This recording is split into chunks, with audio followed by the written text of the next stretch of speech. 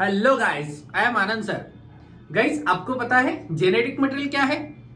ये ऐसा मटेरियल रहता है जो कैरेक्टर पास करता है एक जनरेशन से दूसरे जनरेशन में। बेटा, जेनेटिक मटेरियल जो रहता है एक तो डीएनए नहीं तो आरएनए रह सकता है। डीएनए का जो लॉन्ग फॉर्म है वो है डीऑक्सी राइबो न्यूक्लिक एसिड और आरएनए का लॉन्ग फॉर्म है राइबो न्यूक्लिक एसिड। डीएनए ये हमारे जैसे मतलब ह्यूमन में जेनेटिक मटेरियल रह सकता है और आरएनए ये कुछ वायरसेस में जेनेटिक मटेरियल रह सकता है। ये जो डीएनए है जनरली डबल हेलिकल मॉडल जो वैटसन और क्रिक ने रोजलिन फ्रैंकलिन के डाटा पे प्रपोज किया था।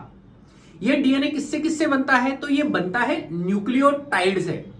टाइड मतलब 3 ग्रुप रहते हैं, एक तो फॉस्फेट, शुगर और नाइट्रोजिनियस बेसिस।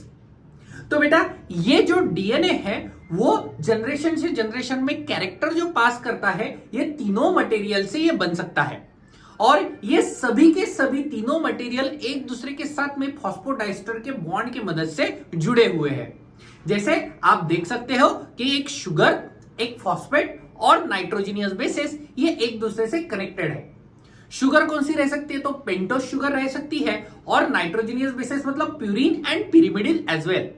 प्यूरिन कौन से रह सकते हैं? एडेनिन, गोनिन और पिरिमिडिन थाइमिन, साइटोसिन और यूरेसिल। ये जो यूरेसिल है वो सिर्फ आरएनए में पाया जाता है।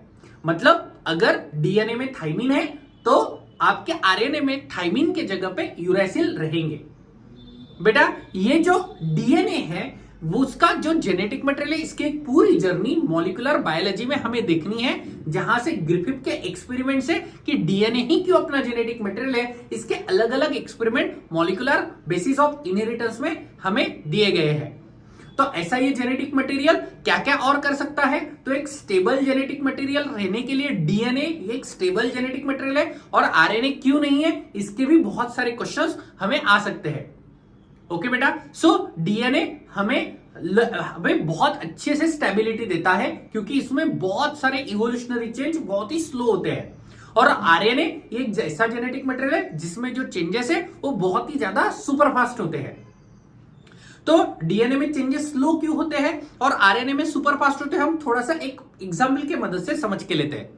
फॉर एग्जाम्पल, आपको पता है कोरोना एक वायरस है, वो अपना जो शेप है और अपना जो क्राइटेरिया है, हम बोल सकते हैं कि अपना जो फॉर्म है वो कंसिस्टेंट बदलते रहता है और उसके वजह से उसके बहुत सारे वेरिएंट बनते हैं। इमेजिन करो अगर यही आरएनए ये अपना जेनेटिक मटेरियल हो गया तो हम भी अपने जो वेरिएंट्स हैं वो अलग अलग बहुत ही सुपरफास्ट बदल देंगे।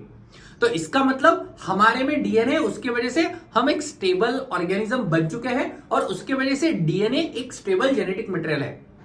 इसकी जो जर्नी है एक रोजलिन फ्रैंकलिन नाम के साइंटिस्ट से शुरू हुई और वैटसन और क्रिक ने इसका जो डबल हेलिकल मॉडल है वो प्रपोज किया है।